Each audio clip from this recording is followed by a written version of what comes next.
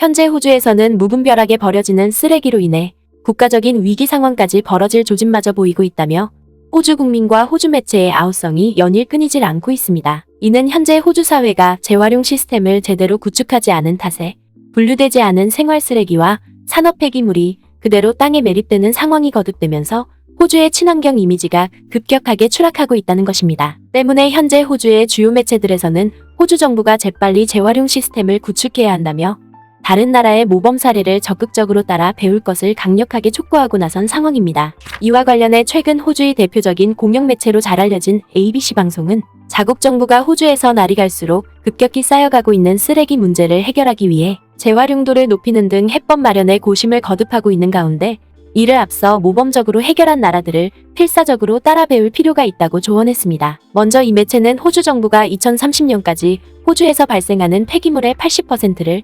재활용하거나 재사용한다는 야심찬 목표를 세웠다고 보도했습니다. 하지만 ABC 방송은 호주 정부가 이 같은 야심찬 계획을 발표했음에도 불구하고 정작 최근 2년간 호주에서 이뤄진 자원 회수율은 63.1%에 불과하다고 지적했습니다. 또한 이 매체는 호주 사회가 2030년 목표를 달성하기 위해서는 매년 1292만 톤에 달하는 폐기물을 줄이거나 재활용해야 한다고 보도했습니다. 그러면서 현지 매체는 자국 정부가 폐기물의 80%를 재활용하겠다고 제시한 2030년 목표를 호주 사회가 성공적으로 달성하기 위해서는 앞서 재활용에 있어서 세계적인 모범국가로 발돋움한 세 나라의 사례를 꼼꼼히 따라 배워야 한다고 조언했습니다. 먼저 이 매체는 호주 사회가 폐기물 문제에 있어서 가장 시급하게 해결해야 될 분야는 다름 아닌 유리 제품이라고 보도했습니다. 그리고 이 매체는 이를 효과적으로 해결할 수 있는 대안은 스웨덴에서 찾을 수 있다고 보도했습니다. 2019년 호주의 유리 재활용은 46%에 불과하다. 2020년 스웨덴은 유리의 94%를 재활용했다. 유리 재활용은 스웨덴에서 고도로 집중화되어 있으며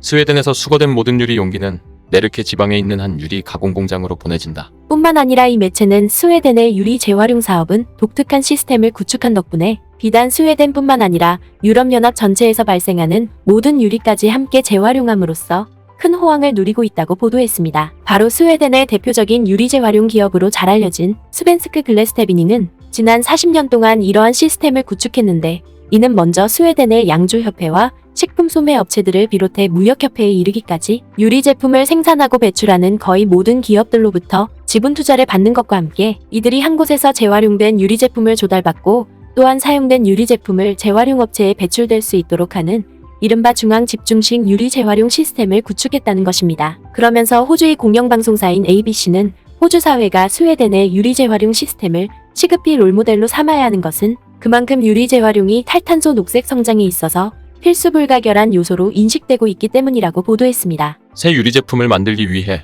모래와 소다, 그리고 젤을 녹이는 것보다 폐유리를 다시 녹이는 것이 훨씬 더 쉽다. 즉 생산자들은 재활용을 통해 에너지 비용의 약 20%를 절약할 수 있다. 유리는 재활용하면 새 유리를 만드는 것보다 탄소 배출량이 적다는 뜻이다. 뒤이어 호주 현지 방송 매체인 ABC는 유리뿐만 아니라 플라스틱 재활용 또한 마찬가지로 호주가 다른 국가에 비해 크게 뒤처진 분야라고 지적했습니다. 광산기업인 앤드류 포레스트가 운영하는 민대루 재단이 최근 발표한 보고서에 따르면 호주는 1인당 일회용 플라스틱 폐기물을 세계에서 가장 많이 배출하고 있으며 이는 호주 국민 1인당 연간 배출하는 폐기물 중 60kg에 해당한다. 호주의 플라스틱 포장재 중 16%만이 재활용된다. 때문에 이 매체는 호주 사회가 이 문제를 적극적으로 개선하기 위해서는 영국의 플라스틱 재활용 사례를 교과서로 삼을 필요가 있다고 조언했습니다. 바로 영국 또한 1인당 일회용 플라스틱 배출량이 세계에서 4번째에 달할 만큼 호주와 마찬가지로 많은 플라스틱 폐기물을 배출하고 있지만 재활용률은 오히려 호주보다 3배나 높은 49%에 달한다는 것입니다. 그러면서 호주 매체는 영국에서 이처럼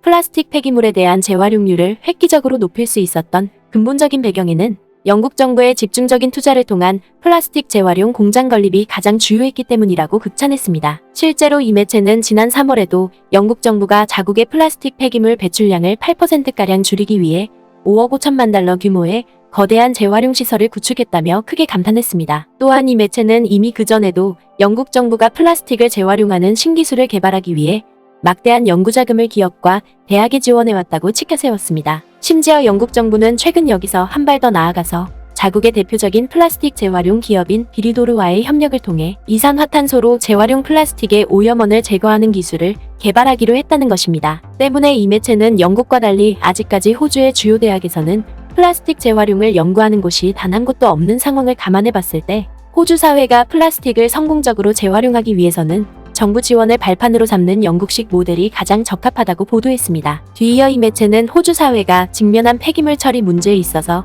가장 골치가 아픈 분야는 따로 있다고 보도했습니다. 바로 넘쳐나는 음식물 쓰레기를 감당하지 못해 호주 국민들의 불만이 나날이 높아지고 있다는 것입니다. 그러면서 이 매체는 지난 30년 동안 음식물 쓰레기 문제를 세계에서 가장 모범적으로 해결해왔던 한국의 방식을 호주 정부가 제대로 벤치마킹해야 한다고 밝혔습니다. 국가 전체의 문화를 재활용 쪽으로 전환하는 것은 불가능한 일처럼 들리지만 한국에서는 정부의 공동 노력이 가능함을 입증했다. 실제로 호주 매체는 1995년 이전까지만 하더라도 한국의 음식물 쓰레기 재활용은 단 2%만 불과할 정도로 세계에서 가장 최악의 상황을 보였던 만큼 당시 세계 각국에서는 한국이 이 분야에서 세계 최고의 자리에 오를 줄은 전혀 상상치도 못했다고 보도했습니다. 오늘날 한국에서는 음식물 쓰레기의 약 95%가 재활용되고 있으며 민간 기업들은 수집된 음식물 쓰레기를 동물 사료와 비료로 전환하고 있다. 이와 대조적으로 호주에서는 음식물 쓰레기의 약 56%만 퇴비화를 위해 재활용되거나 수거되고 있다. 그러면서 호주 매체는 한국과 호주의 음식물 쓰레기 재활용률이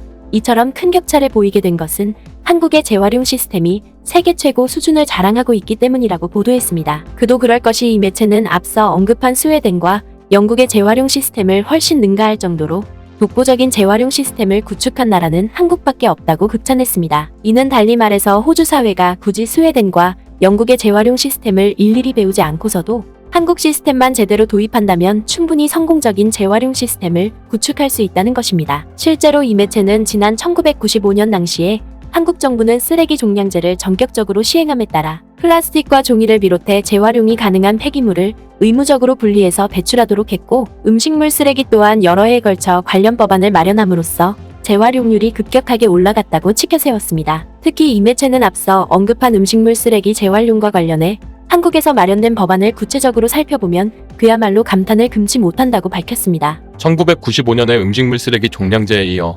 2005년에는 음식물 쓰레기의 매립이 금지됐고 2013년에는 음식물 쓰레기의 퇴비화 의무화를 마련하는 등 한국 정부의 음식물 쓰레기 처리는 단계적으로 변화시켜왔다. 뿐만 아니라 호주의 공영방송인 ABC 방송은 한국에서 음식물 쓰레기의 재활용률이 95%에 이를 정도로 성공적인 재활용 시스템이 구축될 수 있었던 것은 국민들의 자발적인 참여와 정부의 효율적인 정책 마련이 조화롭게 맞아떨어졌기 때문이라고 보도했습니다. 특히 이 매체는 최근에 들어서도 한국에서는 음식물 쓰레기를 효과적으로 재활용할 수 있도록 특별한 기계까지 선보이고 나섰다며 호주 정부가 이를 시급히 도입해야 한다고 조언했습니다. 바로 이 시스템은 일반 가정에서 나온 음식물 쓰레기를 별도의 수집기계에 배출하면 그 무게에 따라 수수료를 지불하는 방식으로 현재 이 기계는 수년 전부터 한국의 주요 도시마다 속속 설치되고 있다는 것입니다. 그리고 지방정부는 이 기계에서 얻은 수수료를 중앙정부에서 지원되는 일부의 보조금과 함께 음식물 쓰레기 처리시설을 운영하는 데 사용하고 있다는 것입니다. 또한 이 매체는 한국에서 이 기계가 널리 보급됨에 따라